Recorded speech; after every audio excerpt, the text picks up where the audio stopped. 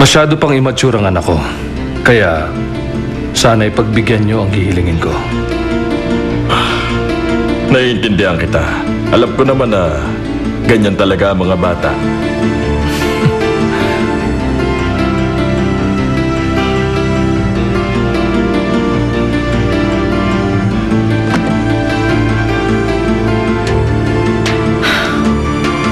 Hello, ito si Sandra. Meron lang akong tanong. Ako yung bago sa golf course niyo. Oo, ako ngayon. Dun sa Seoul yata? Tama. May problema sa bahay ngayon. Kaya may hihingin akong pabor.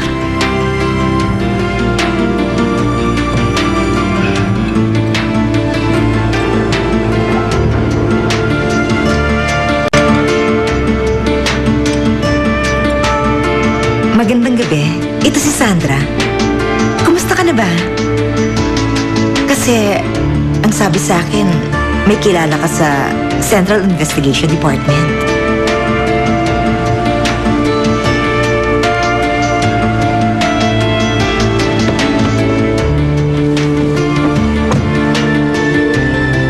Naibigay ko na po sa kanya.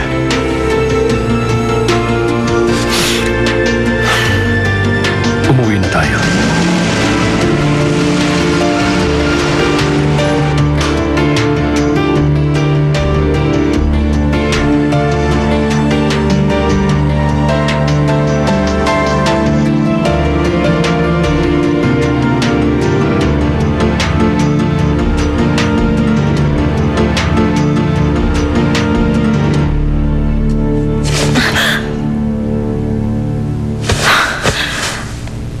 May balita ka na ba?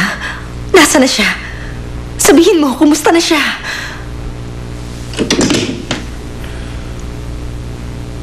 Alam ko na kung nasaan ang anak mo. Mabuti kung ganon. Bakit hindi mo pa siya inuwi? Ginawa ko ang lahat ng makakaya ko para makuha siya. Pero sa ngayon, wala na tayong magagawa kundi maghintay dito.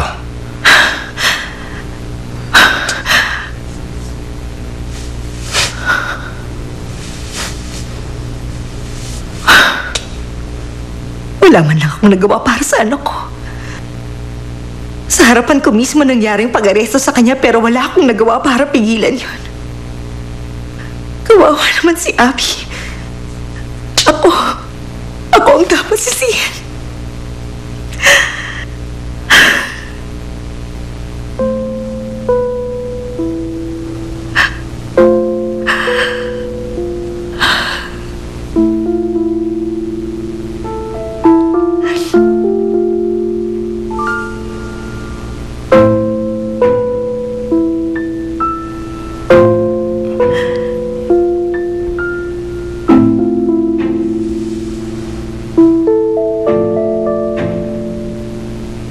Maayos din to.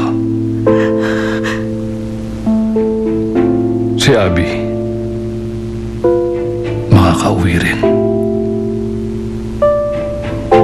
Ako na ang bahala. Kaya magpahinga ka na.